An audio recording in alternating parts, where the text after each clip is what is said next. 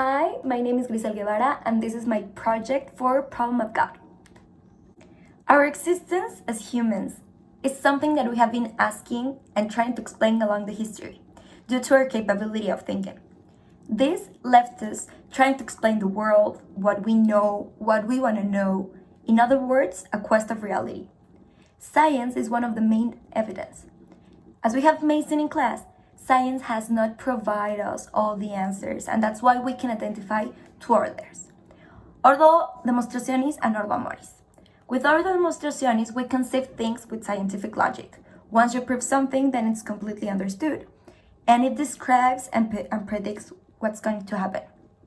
But in ordo amoris, that's the order of the heart, questions and topics are passing again and again through our mind, searching on and on for their meaning. When I was thinking about this video, I didn't know what to really answer, and then I realized that there is not real answer or a wrong answer. That's why the quest of God is materialized in different theories, religions, myths, etc. I reckon that one of the main answers is that it's deeply connected with our existence because, as the professor said the first class, we all need meaning. For me, the chapter of logotherapy in a nutshell helped me to understand this quest of God. That it's not only about how we are here, it's about our future and our daily basis. It says, logotherapy focuses rather in the future on the meanings to be fulfilled by the patient in his future. Because of this, I think that questioning God or a supreme force is actually the use of a tool to live with that search of meaning. Giving our life a purpose is one of the main resources to live, and due to it, the quest of God or for our existence means we exist. We want to be alive. Quoting Victor again, it means that striving to find a meaning in one's life is the primary motivational force. Meaning always changes, but it never ceases to be.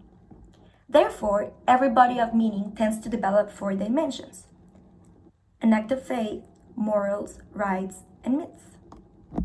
We have this moral that it's the belief in the possibility of discernment between good and evil, and it's linked to our behavior. How do we act here while we live? And making the theory that all can be reduced to sensations of pain and pleasure, or feeling of punishment and reward. Conceiving that the quest of God or a supreme force is, besides our search of meaning, the regulation of our actions and conducts. With this, and with the phenomenon that I'm about to explain, an important term is sacrifice. And I would like to use the perspective of religions that sacrifice has different ways of the self towards the achievement of heavenly salvation.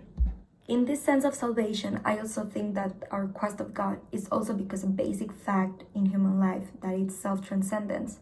Transcendence may be a feature that makes us aware that it's something to believe in, provide us meaning that we can create. It's a source of meaning. And considering the existence of two levels, the profane and the sacred, most people want to feel what is sacred, to become better, to feel loving, forgiven, noble, with this altered consciousness and uplifted. It's about feeling part of something, not just by ourselves. And that's why we quest for God.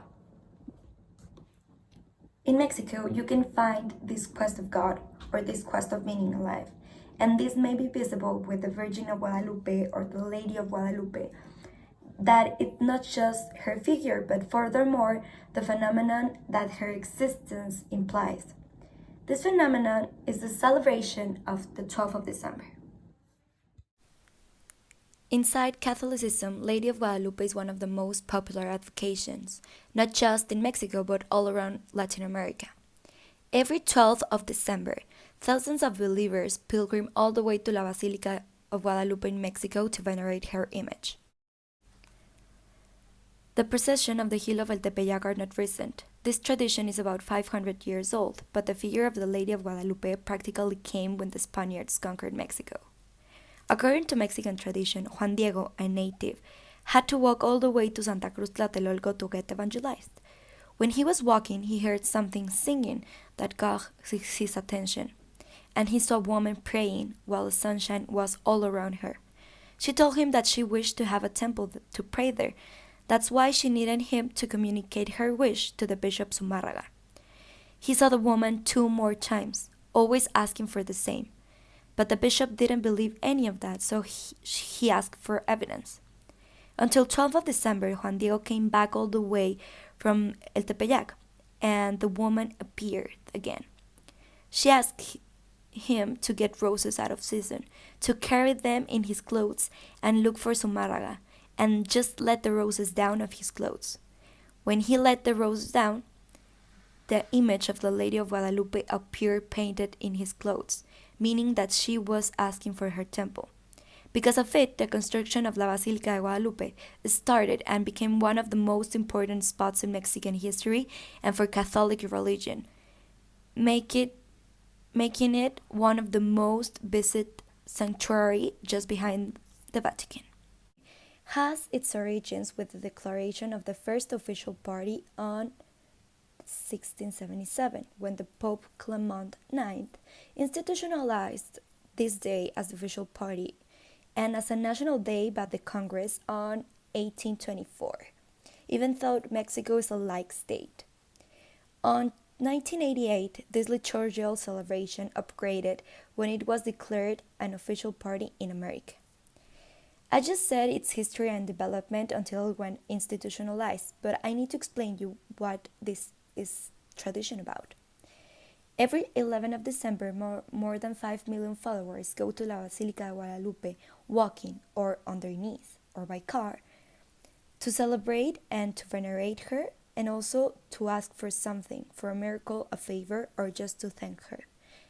At 6:45, the festivity starts with mariachi singing Las Mañanitas, that's a Mexican happy birthday song.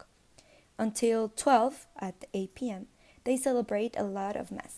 The influence of this phenomenon is pretty notorious because each year you may see more and more followers coming over. We may see this influence with the acts of faith, not only with the long prayers, but they walk a long distance, they walk kilometers, and sometimes on their knees, making a sacrifice to get what they pray for, to say thank for their lives or to gain heavenly salvation. Also, it's not only about Catholicism, it's about Latin American identity.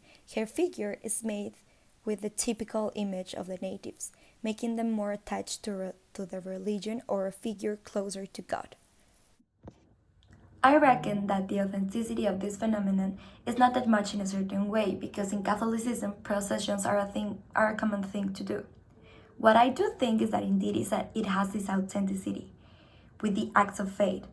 On this day, you may see a lot of people than in other procession, intensifying what we identify for sacred. Also, the way they quest for God or a supreme force in their life is something to admire. And it's not only about religion, it has become something of an identity. Mexicans feel strongly thankful for the favors they receive by her, and because of this, they have all these genuine rituals to thank her.